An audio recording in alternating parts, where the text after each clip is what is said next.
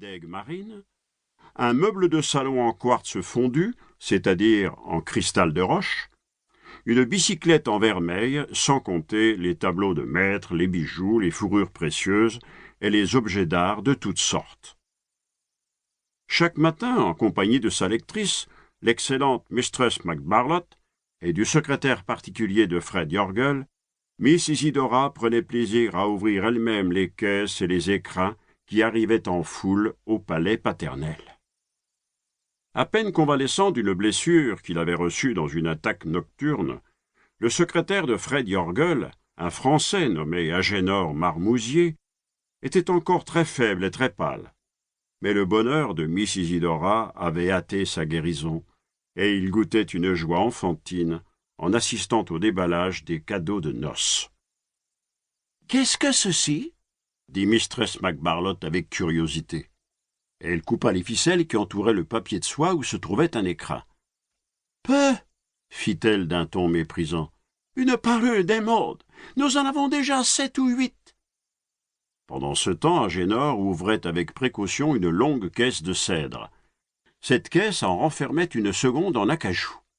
« Je me demande ce qu'il peut bien y avoir là-dedans, » s'écria Miss Isidora, dévorée de la fièvre de la curiosité.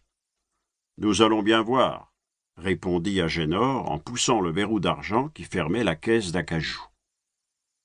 La jeune fille jeta un cri de surprise en apercevant une réduction en argent du dernier paquebot que venait de lancer Fred Yorgel et qui s'appelait le Miss Isidora. Les moindres détails du bâtiment avaient été scrupuleusement imités, mais toutes les pièces de cuivre étaient reproduites en or, les fanaux rouges et verts étaient figurés par des rubis, et les hublots par de petits diamants. Ce navire en miniature était un énorme bijou d'un prix fabuleux.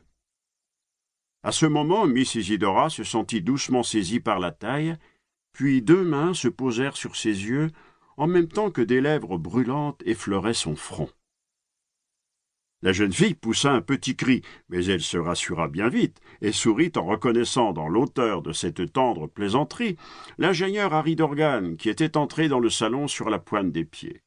« Je suis furieuse » dit Miss Isidora avec un radieux sourire qui était en formelle contradiction avec ses paroles. « Est-ce agir en homme sérieux ?»« Il me faut me pardonner cet enfantillage. »« Soit, mais à une condition. Ce qu'une autre fois, vous m'embrasserez d'une façon moins shocking. »« Je suis prêt à le faire. » Et de nouveau il appuya ses lèvres sur le front pur de la jeune fille dans un long et tendre baiser. « Vous ne restez pas avec nous, monsieur Harry ?» demanda Agénor. « Vous assisteriez à l'ouverture de toutes ces caisses mystérieuses. »« Impossible. Je ne suis venu que pour souhaiter le bonjour à ma chère Isidora avant de me rendre à mon bureau. Le lancement des 3 nouveaux paquebots nous donne une besogne terrible. »« Je ne vous retiens plus. À tantôt, mon cher Harry, » murmura Miss Isidora en serrant avec une délicieuse émotion la main de son fiancé. L'ingénieur, une fois parti, l'examen des cadeaux continua. « Qui a bien pu donner à Miss Isidora le beau paquebot d'argent » demanda Agénor. « Ce ne peut être que M. Fred Yorgel, » répondit Mistress MacBarlot. « Je suis sûre que c'est bien lui, » fit Miss Isidora. « Le paquebot d'argent, c'est certainement la surprise dont il me parlait hier à table. Ce présent m'est doublement cher, car il me rappelle à la fois mon père et mon fiancé. N'est-ce pas Harry, j'en suis justement fier, qui a dressé les plans de ce paquebot le plus rapide de l'univers ?» À ce moment, 2 serviteurs apportèrent une longue caisse de bois de santal ornée des initiales de la jeune fille. Mistress MacBarlot ouvrit la caisse d'une main impatiente. « Cela vient de Paris. Voici la marque de Vorse, le grand couturier. C'est une robe sans doute plus belle que celle que vous avez déjà reçue. »« Voyons » dit Miss Isidora. Et d'une main agitée de la petite fièvre de la coquetterie, elles déplièrent les nombreux papiers de soie. « Je m'en doutais. C'est une robe de satin blanc toute brodée de perles. Elle est splendide.